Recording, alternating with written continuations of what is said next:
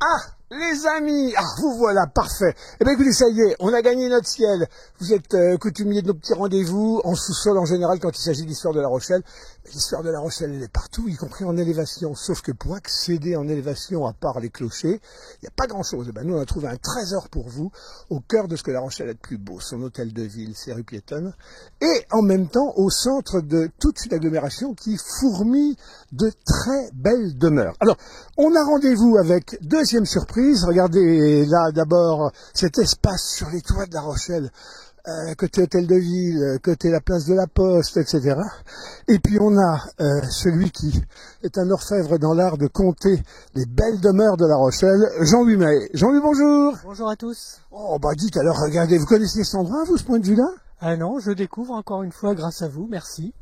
Non, c'est toujours intéressant de cette vue d'en haut. On peut voir des choses qu'on ne voit pas bien sûr au sol, et on en fait profiter tout le monde, donc c'est formidable. Alors vous allez nous faire une surprise, c'est nous conter le dernier ouvrage que vous venez de sortir là sur encore des belles demeures. Mais juste avant qu'on entre dans le détail du livre et avant de mettre à l'image, faites-nous un petit tour de visite là, parce que du coup, même si c'est pas chez vous, vous connaissez La Rochelle assez. Alors on va suivre avec la caméra par là-bas. Donc on commence par la place de l'hôtel de ville, hein. On a vu l'hôtel de ville, la place de l'hôtel de ville. On voit que les fenêtres sont ouvertes, c'est celle de monsieur le maire, le bureau du maire est ouvert les amis. Peut-être, oui.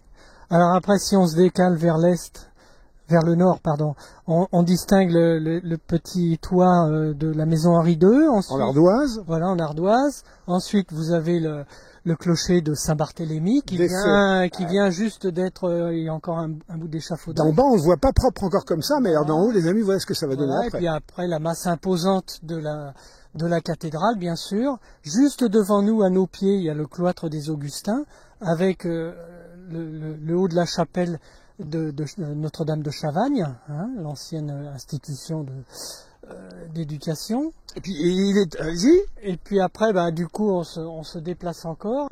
Mais on est plus loin là-bas après. Voilà, après il y a plus de. Donc Fromentin, on voit la chapelle Fromentin complètement en face là-bas. Ouais.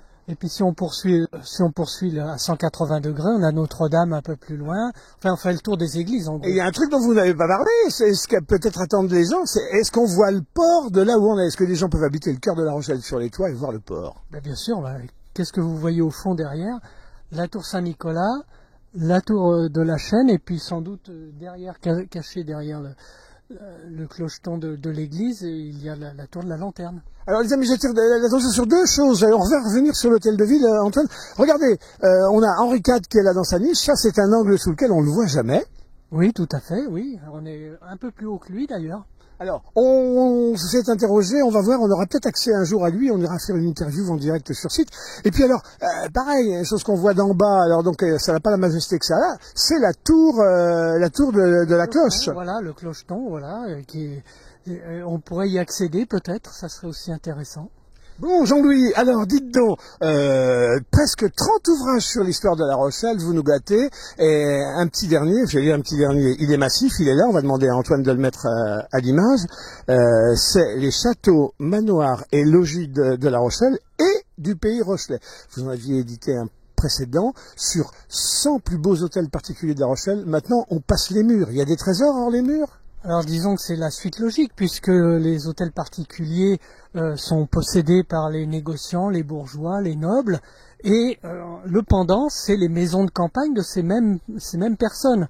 Donc on retrouve en fait les mêmes familles qui possèdent ces maisons de campagne, hein, parce que là, château, manoir et logis, ça montre un petit peu la diversité entre des châteaux assez prestigieux, comme celui de Buzet par exemple, et des choses beaucoup plus modestes, parce que les gens faisaient en fonction de leurs moyens aussi. Alors, en fonction de leurs moyens, ils ont eu le temps de faire un peu de fortune. Avec ces sous-là, ils se disent, tiens, on va faire une petite résidence secondaire. Ça commence à quel moment, cette tradition d'aller un peu faire sa petite résidence secondaire à l'extérieur? Alors, c'est des modes de vie qui débutent dans la deuxième moitié du XVIIe siècle et qui se poursuivent le XVIIIe et le XIXe. Et après, à la fin du XIXe, il y a une évolution sociale qui fait que c'est moins prisé. Les châteaux sont toujours là, bien sûr, mais ce ne sont plus, il n'y a plus les domaines autour des châteaux, puisque ça, le château se conçoit aussi avec son domaine autour. Alors, entre les sous qu'on a et puis le château qu'on veut faire ou le logis qu'on veut faire, c'est pas la même chose. Alors, il y a les petites demeures pleines de charme, les logis, il y a des châteaux plus... on le faisait simplement pour passer le week-end ou pour plus que ça? Alors en fait, c'est à proximité de La Rochelle, hein, puisque faut que ça reste, faut qu'on reste à distance raisonnable au cas, parce que bon, c'est des gens qui traitent des affaires, donc il faut pouvoir revenir à La Rochelle dans sa maison, sa demeure principale, assez rapidement. Mais on va là-bas surtout l'été pour fuir la pestilence de la ville, parce que la ville l'été, il faut bien imaginer, il n'y a pas d'égout, il n'y a pas de ramassage des ordures, il n'y a pas d'eau, donc c'est quand même assez difficile de vivre en ville. Donc c'est beaucoup plus agréable d'aller dans un endroit pas très loin où il y a de la verdure, où il y a tout ce qu'il faut. On vit en autarcie. Hein. Oui, parce qu'on n'est pas dans la frénésie du bord de mer et de la plage, etc. Ces modes-là sont pas encore. On va plutôt à la campagne. On va à la campagne sur son domaine, puisque c'est un domaine donc d'agrément, mais pas seulement. L'argument, c'est pas la mer, c'est pas la plage. Non, c'est, je dirais la vigne. C'est la vigne, c'est les bois, c'est les rivières. Tout ce qu'il y a autour, oui, bien sûr. Hein. Dans les communes les plus riches en châteaux, c'est celles où il y a de l'eau et qui sont très boisées, comme la Jarne, Salles-sur-Mer, Nieul, Périgny, par exemple. Hein, j'en oublie sans doute. Mais par exemple, à Loumeau, à Marcilly ou à Hénan, plus en bord de mer, où il y a moins d'ombre, moins d'eau, il y a moins de châteaux aussi.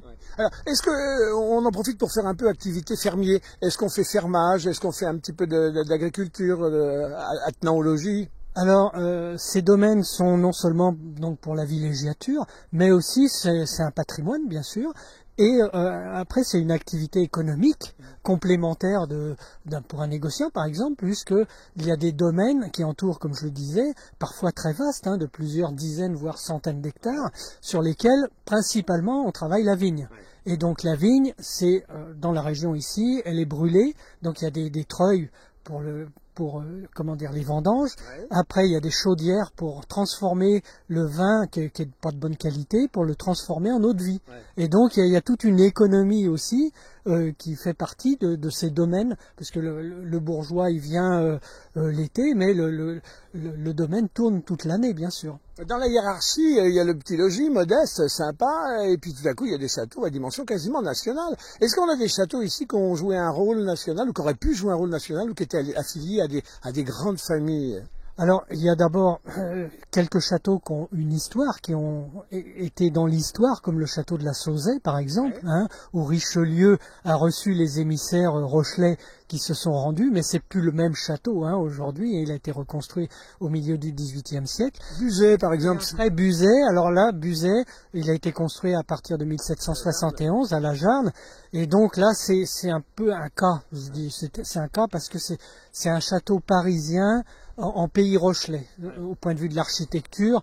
Tout est quand même atypique un petit peu par rapport au reste de ce qu'on peut voir localement. La plupart ont bien survécu à la guerre, pourtant beaucoup ont été, j'imagine, réquisitionnés. Quand les Allemands arrivaient ici, ils cherchaient ce qu'il y avait de mieux comme demeure. Alors à La Rochelle, vraisemblablement, mais à l'extérieur, pas mal aussi. Partout, quasiment partout, hein, pour loger l'état-major, parfois les officiers principalement, qui étaient logés, soit dans les châteaux, les manoirs, les logis, mais aussi dans les villas balnéaires, par exemple à Châtelaillon, il y en a eu beaucoup.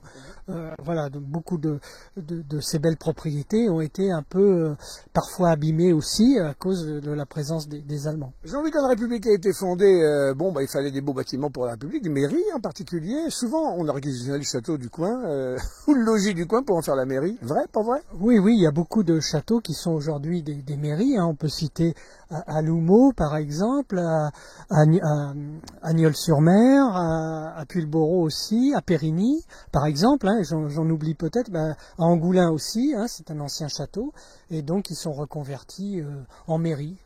Ouais. J'en connais deux là quand on monte sur la Loumeau, c'est le château du Clavier et puis le château de nos amis au bout de l'aéroport. La Faucherie. La Faucherie. Alors ceux-là, ils sont plutôt proches de nous dans le temps.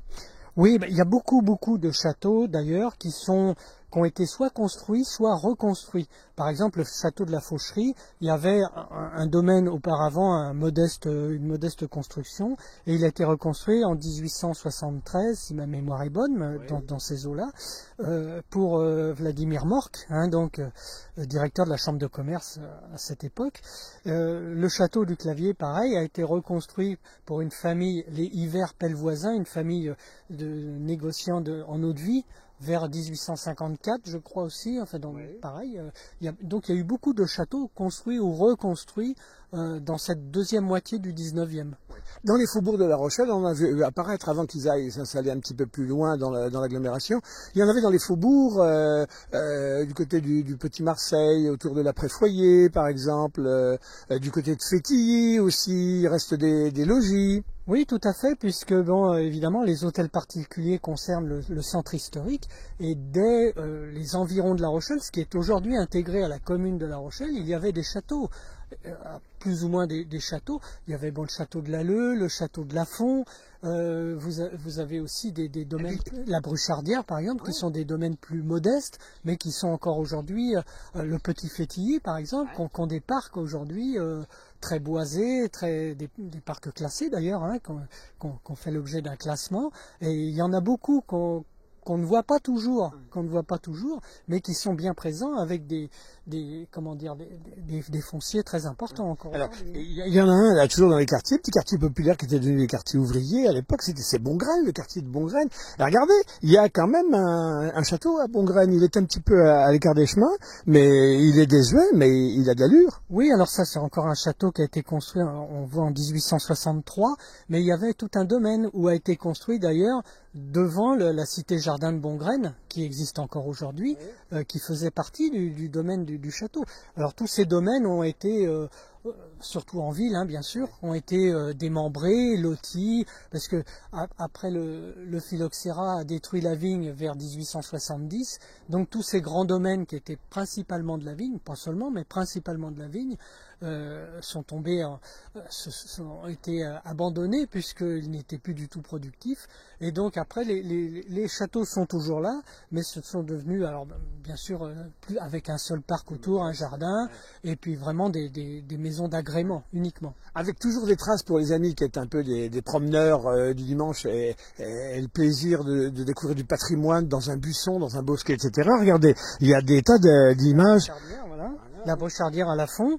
Donc à l'arrière, il y a un grand parc avec le Lafont au bout du parc. Il y a des lavoirs, il y a des viviers, souvent dans ces propriétés donc où l'eau est très très présente.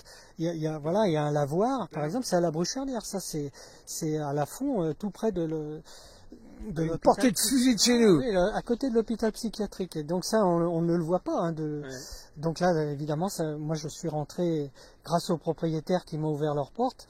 Donc évidemment, j'ai pu voir des choses extraordinaires et en faire profiter à travers ce livre au plus grand nombre. Voilà Jean-Louis, je dois dire qu'après avoir feuilleté ces quelques pages en votre compagnie, les amis, un cadeau, celui-ci, contre celui qu'on vous a fait, de ce beau paysage qu'on vous fait aussi, parce que vous le comprendrez, on est dans le domaine des particuliers ici, donc vous n'aurez pas accès, mais on va avoir accès à des tas de beaux points. Où est-ce qu'on se le procure, Jean-Louis, ce très beau livre, donc pas le deuxième tome, mais le deuxième consacré aux belles demeures, au beau logis, celui-ci? Je dirais très logiquement partout, notamment à La Rochelle, mais après sur les plateformes aussi habituelles, je ne vais pas les citer, mais après dans tous les libraires, les marchands de tabac, tabac presse, toutes ces choses-là, vous pouvez le trouver, bien sûr, même les supermarchés, dès qu'il y a des ventes de livres, vous le trouverez. Bon, agrémenté toujours de belles histoires qu'on méconnaît, mais c'est ça qui fait notre culture et qui fait notre dose d'amour pour cette ville et notre capacité à l'expliquer, à la faire aimer aussi par les autres. Je remercie Laurent et Sandrine qui sont discrets chez eux ici, au dernier étage de cet immeuble. Qui peut dater de quand cet immeuble-là, ou ses racines, ses fondements? Alors, les fondements, je ne sais pas, mais probablement reconstruits au 19e. Ouais. Probablement. Après, sur une base ancienne, forcément, le parcellaire en centre-ville, surtout là, on est vraiment au cœur historique de la ville. Donc, avant, il y avait autre chose. C'est très difficile. Après, j'ai pas étudié la maison, mais probablement un bâtiment refait au 19e siècle. Voilà les amis, en direct des toits de La Rochelle, des toits secrets de La Rochelle, pour vous, rien que pour vous. Plaisir sur DLR de vous accueillir pour vous aider à grandir dans cette belle ville. À bientôt Jean-Louis. À bientôt. Bonnes vacances, regardez, on finit sur cet hôtel de ville. Le maire n'a toujours pas fermé sa fenêtre pour y avoir un courant d'air qui fasse claquer, casser un corps, ou faire attention. Hein.